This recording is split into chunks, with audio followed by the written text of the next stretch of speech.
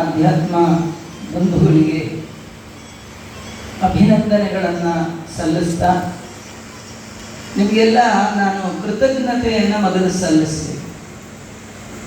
ಯಾಕಂದರೆ ರಾಯರ ಬಗ್ಗೆ ಹೇಳುವ ಅವಕಾಶ ನನಗೆ ಮಾಡಿಕೊಟ್ರಲ್ಲ. ರಾಯರ ಬಗ್ಗೆ ಹೇಳೋದು ಅಂದ್ರೇ ರೋಮಾಂಚನ ಆಗುವಂಥದ್ದು ಅವರ ಮಹಿಮಾ.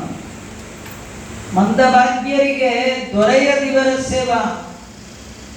ಜನ್ಮಾಂತರದಲ್ಲಿ ಭಾರಿ ಪುಣ್ಯ ಮಾಡಿದ್ದಾಗ ಮಾತ್ರ ಅವರ ಕಥೆಯನ್ನ ಹೇಳುವ ಕೇಳುವ ಭಾಗ್ಯ ನಮ್ಮ ಭಾಗಕ್ಕೆ ಸಿಗುತ್ರಿ. ಹಾವೇರಿ ಇರೋರೆಲ್ಲ ಇವತ್ತಿಲ್ಲಿ ಇಲ್ಲ, ಹಾವೇರಿ ಇರ್ಲಾರ್ದವರು ಇವತ್ತಿಲ್ಲಿ ಬಂದಿದ್ದಾರೆ. ಅದಕ್ಕೆ ಸಾಕ್ಷಿ ನಾನೇ. ನಾನಿಯಲ್ಲಿ ಹಾವೇರಿಯಲ್ಲಿ ಆಗಲೇ ಅವರು ಹೇಳುವಾಗ ಈ ಹಾವೇರಿ ಎಂಥ ಜಿಲ್ಲೆ, ಎಂಥ ಮಹಿಮಾತ್ಮ, ಎಲ್ಲರೂ ಹುಟ್ಟಿದಂತಹ ಜನ್ಮ ಕೊಟ್ಟಂತಹ ಜನನಿ ಈ ಭೂಮಿ. ನಿಜವಾಗಿಯೂ ನನಗನ್ಸತ್ತಿದ್ದು ಯಾರೋ ಹಾವೇರಿ ಅಂತ ತಪ್ಪಿಟ್ಟುಬಿಟ್ರ ಇದಕ್ಕೆ ಹೆಸರು ಅಂತ. ನೀವಿನ್ ಮುಂದೆ ಕರೆಕ್ಷನ್ ಮಾಡ್ಕೊಳ್ಳಿ. ಇದು ಹಾವೇರಿ ಜಿಲ್ಲೆ ಬೇಡ, ಭಕ್ತಿಯ ಕಾವೇರಿ ಜಿಲ್ಲೆ. ಇದು ಕಾವು, ಭಕ್ತಿಯ ಕಾವು ಏರಿಸುವ ಜಿಲ್ಲೆ ಇದು ಕಾವೇರಿ ಜಿಲ್ಲೆ.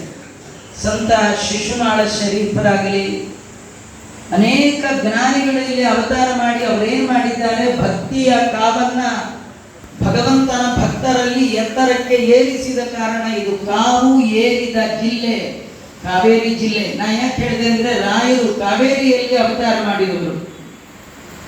ತಮಿಳುನಾಡಿನ ಕಾವೇರಿಯ ಕ್ಷೇತ್ರದಲ್ಲಿ ಮಂತ್ರಾಲಯ ಪ್ರಭುಗಳ ಅವತಾರ. ರಾಯರು ಎಲ್ಲಿ ಅವತಾರ ಮಾಡ್ತಾರೆ ಅಂದ್ರೆ ಎಲ್ಲಿ ಅವರ ಪಾದದಲ್ಲಿ ಕಾವು ಏರುತ್ತೋ ಅಂತ ಕಡೆ ಅವತಾರ ಮಾಡ್ತಾರೆ. ಆದ ಕಾರಣ ಕಾವೇರಿ ಜಿಲ್ಲೆಯಲ್ಲಿ ನಾ ಇದ್ದೀನಿ ಅಂತ ಅವರು ಬಂದು ಹೇಳಿ ಮಂತ್ರಾಕ್ಷತ ರೂಪವಾಗಿ ಆಶ್ಚರ್ಯ ನೋಡಿ. ಬೃಂದಾವನ ಪ್ರವೇಶ ಮಾಡಿ ಶತಮಾನಗಳು 3.5 ಶತಮಾನಗಳು ಕಳೆದರೂ ಕೂಡ ಅವರ ಮಹಿಮಾ ನಡೀತಾ ಇದೆ.